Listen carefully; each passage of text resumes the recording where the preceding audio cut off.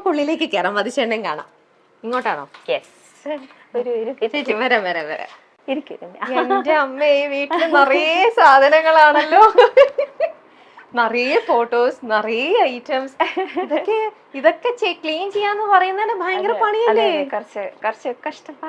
കുറച്ചൊന്നും അല്ല, നമുക്ക് അറിയാവുന്ന കാര്യം തന്നെയാണ്. ഇത് വലിയ കഷ്ടപ്പെടാം. രാവിലെ തൊട്ട് എന്നും ഒരേ ജോലി. ഇത് ചേച്ചിക്ക് ഹെൽപ്പിന് ആളുള്ളതുകൊണ്ട് പിന്നെ കുഴപ്പമുണ്ടാവില്ല. അതുകൊണ്ട് മതിച്ചേട്ടൻ കൂടെ വിളിക്കൂ. മതിച്ചേട്ടാ, മതിച്ചേട്ടാ ഫസ്റ്റ് ഹലോ. ഇതാ ഇത് വെച്ചിട്ട് സംസാരിക്കാം. സുഖം? സുഖം, നന്നായിരിക്കണോ? നല്ല ഭംഗിയുള്ള വീട് മതിച്ചേട്ടാ. ഇത്രയും കണ്ടപ്പോ തന്നെ ഇത്രയും ഭംഗി. ഇനി ഉള്ളിലേക്കൊക്കെ കാണണം, അപ്പോഴേ അറിയുള്ളൂ. അതെല്ലാം ദിവ്യയുടെ കൈവിരുന്നാണ് എല്ലായിടത്തും.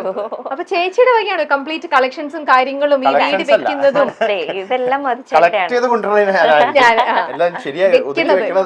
ഇനി അങ്ങോട്ടും കൂടെ കൂടുതലും പോവാമോ?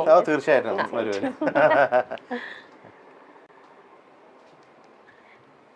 ഈ ആന്റിക് പീസസിനോട് അങ്ങനെ എന്തൊക്കെയാ നോക്കിയത്, എത്ര സാധനങ്ങളാണ്.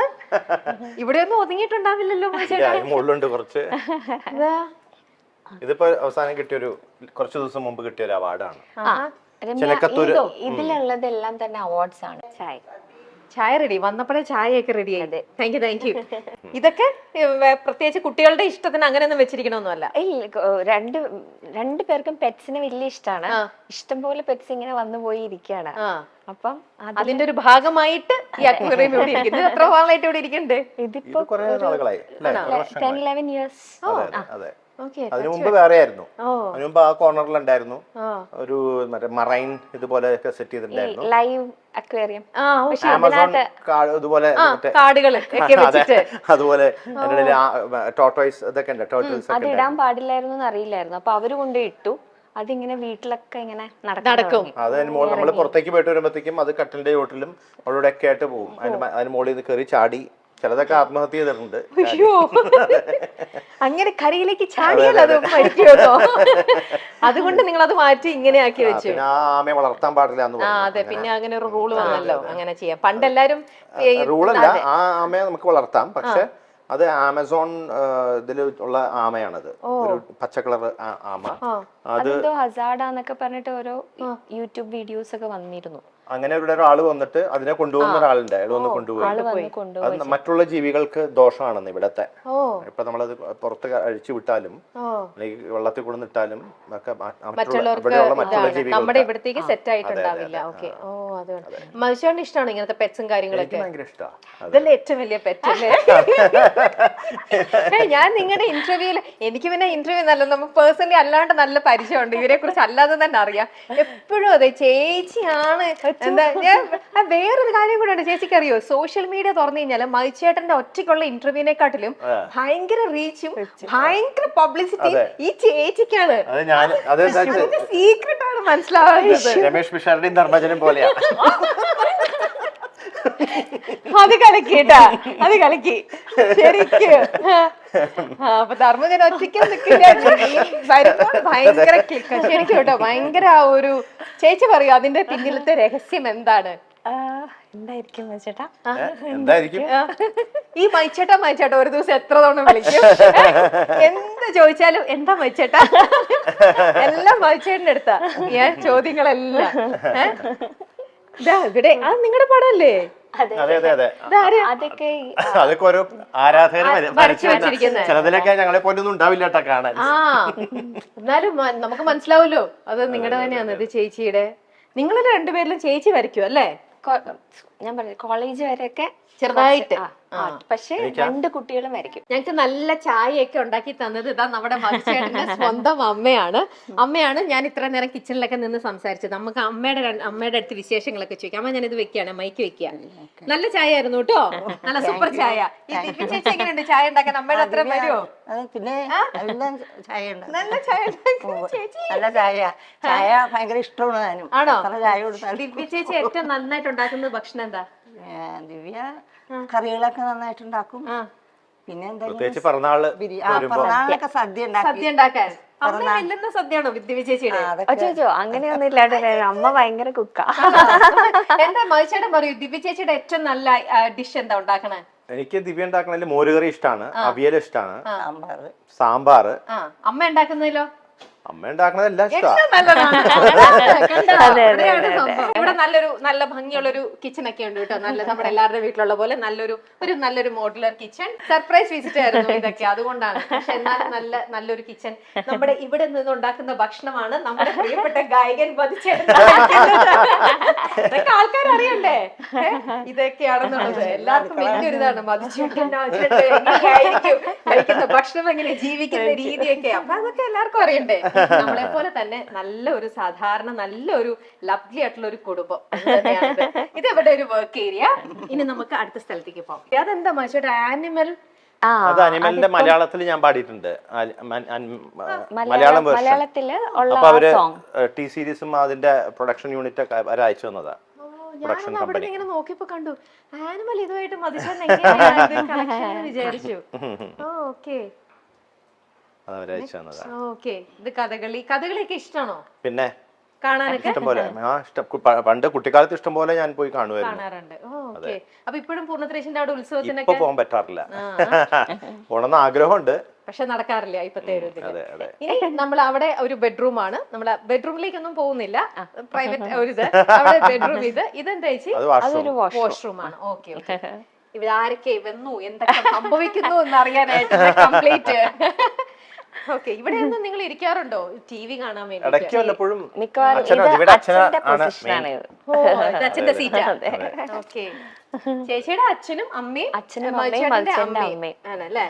ഓക്കെ. ഇത് ചേച്ചിയുടെ അമ്മ, എന്റെ അമ്മ. അത് പിന്നെ പറയേണ്ട ആവശ്യമില്ല, അതുപോലെ തന്നെ ഇരിക്കണം. കാണാൻ അതേപോലെ തന്നെ പകർത്തി വെച്ചിരിക്കണ പോലെ തന്നെ. സുഖമായിട്ടിരിക്കുന്നോ? സുഖം. ഈ ദിവ്യ ചേച്ചി എപ്പോഴും ഇങ്ങനെ ചിരിച്ചോണ്ടിരിക്കുന്നത്, അതിന്റെ സീക്രട്ട് എന്താ? അത് അമ്മയുടെ അടുത്ത് തന്നെ ചോദിക്കട്ടെ. എപ്പോഴും ഇങ്ങനെയായിരുന്നു ചെറുപ്പം മുതലേ? എന്താ നിവേദിത ചേച്ചിയും എനിക്കറിയാം. ദിവ്യ ചേച്ചി ചിരിക്കുന്നതിനെക്കാട്ടിലും ഫുൾ ടൈം ഈ ദിവ്യ ചേച്ചി കുറെ നോക്ക്, ഫുൾ ടൈം ഇങ്ങനെ ചിരിയാണ്. അത് എന്താ അമ്മയ്ക്ക് എന്താ തോന്നുന്നത്? അത് അമ്മയുടെ തന്നെ ഒരു ഇതാണോ അതോ അച്ഛന്റെ ആണോ? ആരുടെ രീതിയാണ് കിട്ടിയിരിക്കുന്നത്? ചിരിക്കാറില്ല ഇല്ലേ? നമ്മള് ലേഡീസ് ആണല്ലേ കൂടുതൽ ചിരിച്ചോണ്ടിരിക്കണത്. ചേച്ചിയുടെ ദേഷ്യപ്പെട്ട ഒരു രൂപം അതെന്ന് പറയണത് അങ്ങനെ ഉണ്ടാവാറുണ്ടോ? വളരെ റയറാണ്. ഓ, ഓക്കെ. അത് ഞാൻ മധുചേട്ടന്റെ അടുത്ത് ചോദിക്കട്ടെ കാര്യം. അങ്ങനെയൊന്നും ഇല്ല, പറ്റൂല ആണല്ലേ? വളരെ സ്വീറ്റ് ആയിട്ടുള്ള ഒരു അല്ലേ? ഓക്കെ. ചായ ഒക്കെ കുടിച്ചോ? ഓക്കെ. ഞങ്ങളെന്നാ ബാക്കി ഇതിലേക്ക് പോട്ടെ. ശരി കേട്ടോ അമ്മ, ടേക്ക് കെയർ. കാണാം. അപ്പൊ അത് അമ്മയുടെ മുറിയായിരുന്നു. അതിലേക്ക് പോവാമോ? പോവാം. ലൈറ്റ് ഇല്ലാതെ പോയി, കഷ്ടം. അതാ കറണ്ട് പോയിരിക്കാണ് കേട്ടോ. ഞങ്ങൾ ഇൻവേർട്ടറിലാണ് ഇപ്പൊ ഇതെല്ലാം ഇട്ടിരിക്കുന്നത്. അതുകൊണ്ട് എല്ലാ ലൈറ്റ്സും നമുക്ക് ഓണായി കിട്ടില്ല. നമ്മൾ പോകുന്ന വഴിയിൽ നിറയെ ഈ പെയിന്റിങ് ഇതെല്ലാം നിറഞ്ഞ് കൃഷ്ണനും ഉണ്ണിക്കണ്ണനും. ഇത് ശിവകുടുംബം. അതെ, അതും ആശ ചേച്ചിയുടെ. Okay, okay. എന്റെ അമ്മ, ഇത് എവിടേക്കാ സമ്മാനങ്ങൾ വെച്ചിരിക്കുന്നത് വീട്ടില്? ഇടയില്ല മതിച്ചേട്ടന്റെ ഇതൊക്കെ വെക്കാനായിട്ട്. കംപ്ലീറ്റ്. എവിടെയാണ് അച്ഛൻ? ഓക്കെ. അച്ഛൻ കിടക്കാണെങ്കിൽ വിളിക്കണ്ട, നോക്കാം. അച്ഛൻ വായനയിലാണ്. ഒന്ന് വന്നാ ബുദ്ധിമുട്ടാവോ? അച്ഛാ, ഒരു ഇന്റർവ്യൂവിന്റെ രമ്യ അറിയില്ലേ? രമ്യ, നിഖിലിന്റെ രമ്യ ഓർമ്മയില്ലേ? രമ്യ ചേച്ചിയുടെ അച്ഛനാണ് കേട്ടോ. അച്ഛൻ ഭയങ്കര റീഡിങ് ഹാബിറ്റ് ഉള്ള ഒരാളാണ്. അച്ഛൻ ഒരുപാട് വായിക്കും. അപ്പൊ അച്ഛൻ വായിച്ചുകൊണ്ടിരിക്കുമ്പോ ഞങ്ങൾ ഒന്ന് ബുദ്ധിമുട്ടിക്കാൻ വന്നതാ. ഇത് അച്ഛന്റെ മൈക്കാണ്. മൈക്ക് പറയണത് കേൾക്കാനായിട്ട്. സുഖമായിട്ടിരിക്കണോ? പിന്നെ ചായ കുടിച്ചോ? ചായ കുടിച്ചു. എന്ത് ബുക്കാ ഈ വായിക്കുന്നേ? അയോധ്യ. വായിച്ചു കഴിയാറായി. അതല്ല, ഒരുപാട് സത്യങ്ങളാ നമ്മൾ അറിയാത്ത സത്യങ്ങൾ അതിനകത്ത് മുഴുവനും. എന്തൊക്കെ കാര്യങ്ങളായാലും അറിയില്ലേ? ഈ മക്കൾക്കുണ്ടോ ഇതേപോലെ റീഡിങ് ഹാബിറ്റ്? മക്കൾക്ക് വായിക്കാനുള്ള ശീലമുണ്ട്. ഉണ്ട്. ആ മകനില്ല.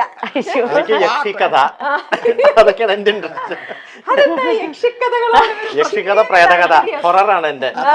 അതല്ല മോളെ, നമുക്ക് വായിക്കാൻ ശീലമുണ്ടെങ്കിൽ സമയം നന്നായിട്ട് പോയിക്കൊണ്ടിരിക്കും. യാതൊരു സംശയമില്ല. മറ്റേതെന്നറിയാമോ? ഒരു ബോറിംഗാ. ആ സത്യം അത്. നമുക്ക് ഇനി ബാക്കിയുള്ള അച്ഛൻ ഞങ്ങളെ ബാക്കിയുള്ള അടുത്തേക്ക് കൊണ്ടൊന്ന് പോയി വീടിന്ന് ചക്രടിച്ച് കാണട്ടെ. ഓക്കേ? അപ്പൊ സന്തോഷം കേട്ടോ, കാണാം കേട്ടോ, സന്തോഷം. മോളിവിടെ വന്ന് പോണോക്കെ ഞാൻ കണ്ടിട്ടുണ്ട്. പക്ഷേ ആ ശരി ശരി, ഓക്കെ. നീ പൂജ റൂം. ഓ മേളിലാ പൂജാറും. യെസ്. ഇത് ദിവ്യയുടെ വീണയാണ്. ദിവ്യ കുറച്ചാള് വീണ പഠിക്കണ്ടായിരുന്നു. അത് അവിടെ തന്നെ നിൽക്കണ്ടേ. എന്റെ വീട്ടിലും തബ്രും വീണും ഇങ്ങനെ ഒരു ഷോ പീസ് ആയിട്ടാണ് അവിടെ ഇരിക്കുന്നത്. ഇതായിട്ട് പൂജാമുറി എന്ത് ഐശ്വര്യം. ഇതെന്റെ അച്ഛൻ. അതെ അതെ അതെ. ഇത് മുത്തശ്ശൻ. അത് ദിവ്യയുടെ അപ്പൂപ്പനും അമ്മൂമ്മയും. ഇത് ദിവ്യയുടെ, അത് അച്ഛന്റെ അച്ഛനും അമ്മയും, ദിവ്യയുടെ അമ്മയുടെ അച്ഛനും അമ്മയും. അത് അറിയാലോ. എന്നോടോ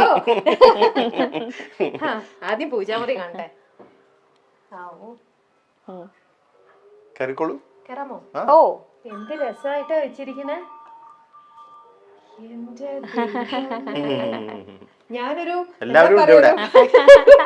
ഒരു സ്ഥലത്ത് ചെന്ന് ഇങ്ങനെ കാഴ്ച വസ്തു എല്ലാവരും ഉണ്ട് ഇവിടെ. അമരോത്ഭവ മാതാവ്, വേളാങ്കണ്ണി മാതാവ്, എല്ലാരും ഉണ്ട്. ഇതിപ്പോ മനുഷ്യരുടെ പാടാൻ പോകുമ്പോഴും അമ്പലത്തിൽ നിന്നും ഒക്കെ അല്ലാതെ മറ്റേ നാഗൂറിലെ പള്ളിയില്ലേ, മുസ്ലിം പള്ളി, നാഗൂർ പാപ്പ എന്ന് പറയും. നാഗൂർ അതുകൊണ്ട് എല്ലാരും ഉണ്ട്. ഇത് ഇത്രയും ഭാഗം കൂടെ കാലിയുണ്ടോട്ടോ. ഇവിടെ ഇനി കുറച്ച് ഇവിടെ നിന്ന് മദ്രാസിലേക്ക് എടുത്തോണ്ട് പോയി. പിന്നെ ഇത് ഇങ്ങോട്ടേക്ക് തെക്ക് ദർശനമാണല്ലോ, അതുകൊണ്ട് അധികം അവിടെ വെക്കാൻ പറ്റില്ല.